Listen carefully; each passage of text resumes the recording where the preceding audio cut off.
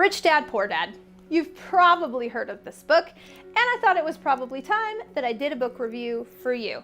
This book has been around for a while, so if you haven't read it in a while, I suggest you come back to it because Robert Kiyosaki has so many incredible insights on really how to get rich and how to think differently. It's more of a mental mind game. So this book is about his rich dad and his poor dad. And his rich dad, dropped out of high school, but has all of this successful business. His poor dad is super educated and, works his whole life and is seeking stability and some of those other things. And he breaks down the tenets of each man. He loves each man, but they have different belief systems on wealth and how wealth is achieved. And he really takes you through that. So I'm just gonna pull out some of the key lessons that I learned from Rich Dad, Poor Dad. You definitely should go in and read the book. It's one of the books that I do recommend you have a physical copy of because he's got a lot of graphs in there that you're going to want to access. If you do the Audible version, he does let you download the graphs. You're definitely going to want to get it. And I also recommend that you get the game. There's actually a board game called Cash Flow. I don't love playing it, but my kids do and my husband do. I don't like Monopoly though. So it's kind of in that vein. But what the game does do is it really brings to life what he's talking about. The first one is, I think one of the most important, is that why people are stuck in the rat race, right? So really what it is the fear of not having money compels people to work a 9-to-5 job and work their fingers to the bone and not hit their goals or get the wealth that they're looking for because they're so tied to that job. And that really is the rat race, not being able to get out of the rat race and hit your goals.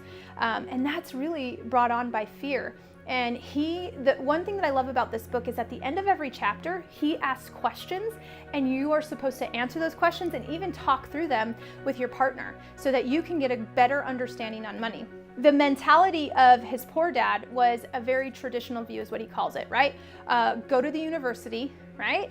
Get a job and climb the corporate ladder and, you work all your life on some, building someone else's business, but you're safe and secure and you have good benefits. That was his poor dad's mentality. His rich dad's mentality was build assets, invest wisely, and work for a salary only if you have to. And he goes a lot into that. One of the things that this time around reading the book that I was really impressed with was this idea of fear of failure. So many people are afraid to invest because they're going to lose money. And definitely that they should take into account and make investments wisely. He gives you some strategies on how to do that. But if you're always afraid, then you're probably never going to get ahead. There's always some risk and you want to mitigate the risk, but don't let fear of failure keep you from going towards your goals. And he does a better job than I just did of that. In one of the very beginning chapters, he talks about the rich don't work for money, right? They get money to work from them.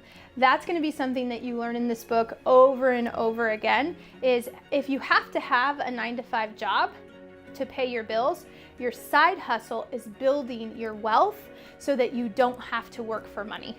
And he's got so many great ideas on that. I love it. A couple of my favorite quotes from the book. One of my favorite one was this one. He says, "I can't afford it. Shut your brain down.